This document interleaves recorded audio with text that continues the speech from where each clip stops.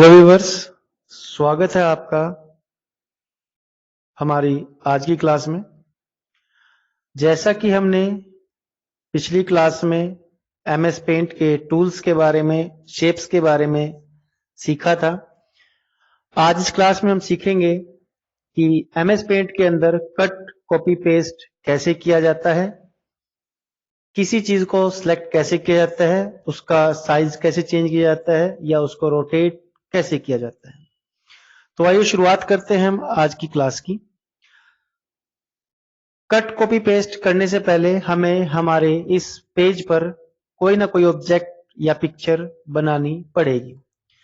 तो उसके लिए हम पेंसिल की मदद से एक पेड़ बना लेते हैं, एक पेड़ ड्रॉ कर लेते हैं, जैसा हमने आपको पिछली क्लास में सिखाया था। हमने एक पेंसिल की मदद से पहले ये पेड़ का तना ड्रॉ किया है नीचे,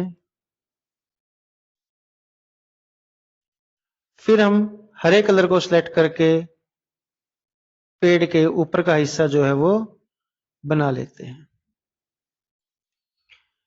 फिर फिल विद कलर टूल की मदद से हम इसके अंदर कलर भर देते हैं। तो आइए अब शुरुआत करते हैं हमारे कट, कॉपी, पेस्ट को हम कैसे इस्तेमाल करेंगे। किसी भी चीज को कट या कॉपी करने के लिए हमें उस चीज को सिलेक्ट करना पड़ता है।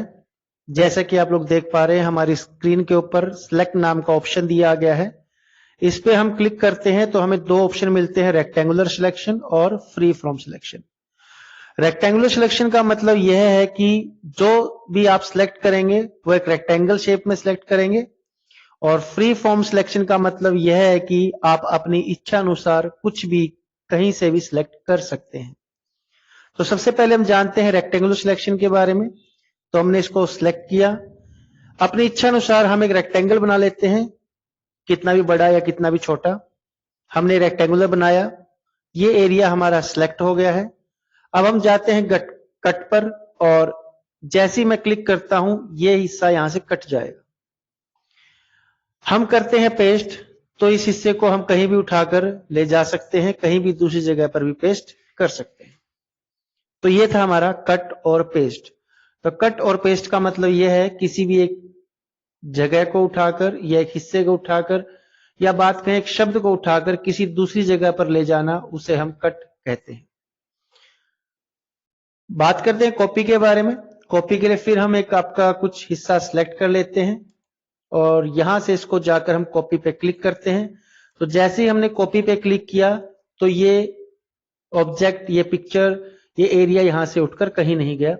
हम इसको पेस्ट करते हैं तो इसको हम कहीं भी कितनी भी बार चाहे पेस्ट करते रहें, और उसको हम कितनी भी बार किसी भी जगह पर भी पेस्ट कर सकते हैं।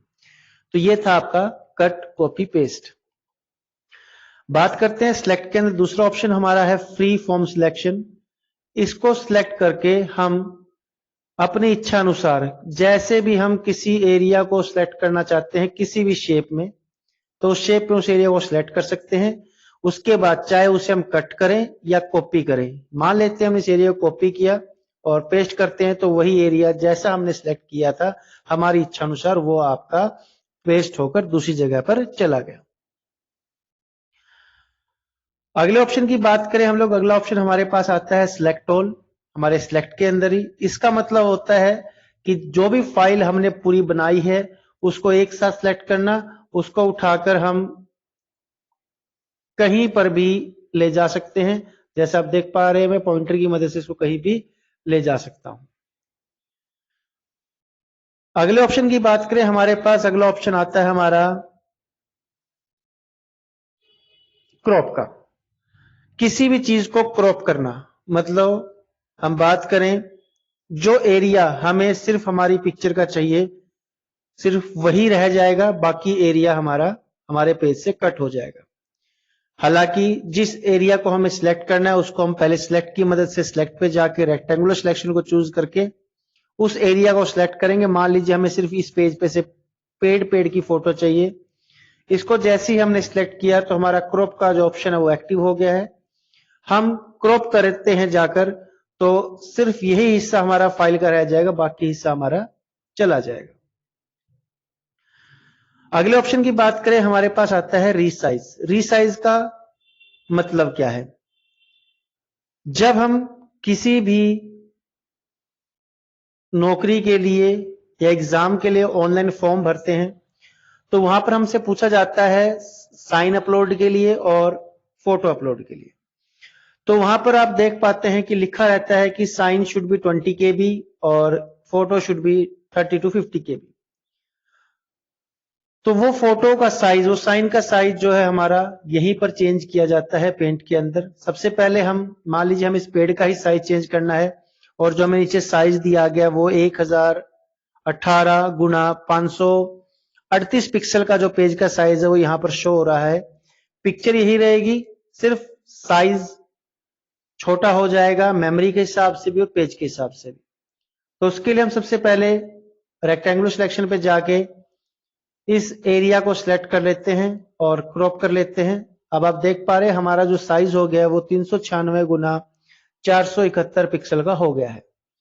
लेकिन हमें ये फोटो और भी छोटी चाहिए, तो रिसाइज पे जाएंगे।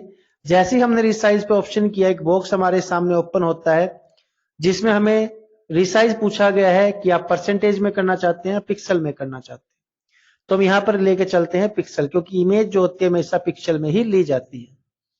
तो हॉरिजॉन्टल में आपको दिया गया 396 और वर्टिकल में दिया गया 471। आप देख पा रहे हैं मेंटेन एक्सेप्ट रेशियो का एक ऑप्शन दिया गया है। इसका मतलब यह है कि जितना हम हॉरिजॉन्टल में डालेंगे उसके हिसाब से ऑटोमेटिक जो है कंप्यूटर भी आपका वर्टिकल भी आपको कर देगा, साइज बता देगा। तो हम इसको बंद करेंगे। इसको बंद करने के बाद हम यहां से मान लीजिए साइज छोटा करना चाहते हैं, हमने इसका साइज किया 200 और इसको हमने दे दिया 300 पिक्सल और इसको हम कर देते हैं ओके। तो देखिए पिक्चर हमारी वही है, सिर्फ हमारा साइज जो है वो छोटा हो गया है। बात करते हैं हम रोटेट के बारे में। रोटेट में हम लोग चलेंगे, इस पिक्चर को हम कितने एंगल डिग्री पे रोटेट करना चाहते हैं, लेफ्ट में करना चाहते हैं, राइट में करना चाहते हैं, वर्टिकल करना चाहते हैं। जैसे हम इसको रोटेट करना चाहते हैं वैसे हमारी पिक्चर को रोटेट कर सकते हैं। आगे चलते हैं हम लोग हमारे व्यू टैब पे। व्यू टैब के अंदर सबसे पहला जो ऑप्शन दिया गया है, व्यू टैब को करने से पहले हम इसको हमारी फाइल को नॉर्मल कर लें, जैसे हमारी फाइल पहले थी, Ctrl+Z की मदद से। व्यू टैब पे हम क्लिक करते हैं तो सबसे पहला ऑप्शन हमारे पास है जूम इन। हम जूम इन से इसको जितना मर्जी चाहे पिक्चर को जूम कर सकते हैं।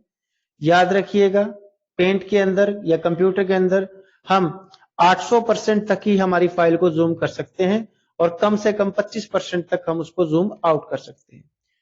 अगला ऑप्शन है जूम आउट। हम हमारी फाइल को जूम आउट कर सकते हैं, यानी कि उसका रूप छोटा ले सकते हैं।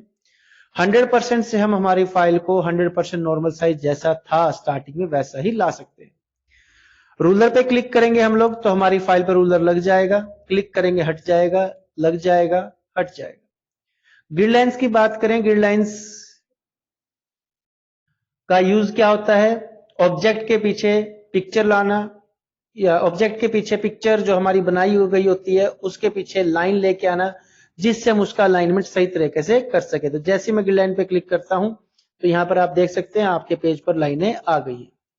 स्टेटस बार, ये जो आप नीचे देख रहे हैं टास्क बार के ऊपर, ये स्टेटस बार कहलाती है, जहां पर हमें पेज का साइज और हमारा कितना % हमारी फाइल जूम है ये शो किया जाता है। अगर हमें ये फाइल ये बार नहीं देखनी तो स्टेटस बार पे क्लिक कीजिए, आपकी स्टेटस बार चली जाएगी, क्लिक कीजिए वापस आ जाएगी। फुल स्क्रीन का क्या मतलब है? फुल स्क्रीन, जैसे ही आप फुल स्क्रीन पर क्लिक करते हैं आपका जो बनाई गई फाइल है वो कंप्लीट स्क्रीन पर आपके आ जाएगी, यानी उसको आप बिल्कुल कंप्लीट स्क्रीन पर देख सकते हैं। बात करते हैं इसी क्रम में हम लोग थंबनेल का। थंबनेल, जो बच्चे माइक्रोसॉफ्ट वर्ड 2010 2013 में काम कर रहे हैं वो थंबनेल के बारे में बहुत कम जानते हैं। थंबनेल होता क्या है? जब हम किसी चीज को जूम करते हैं तो जैसे ही हमने जूम किया तो हमारा थंबनेल का जो ऑप्शन है वो हमारा ऑटोमेटिक जो है एक्टिवेट हो गया है। और जैसे ही हम थंबनेल पे क्लिक करते हैं तो एक पिक्चर का आप देख सकते हैं, एक पिक्चर का छोटा रूप भी हमें जो है हमारी स्क्रीन पर देखने को मिल जाता है। तो थंबनेल का मतलब यह होता है कि बनाई गई पिक्चर का छोटा रूप देखना। थंबनेल पहले हर सॉफ्टवेयर में इस्तेमाल किया जाता था। आशा करते हैं आज की क्लास आपको पसंद आई होगी। धन्यवाद।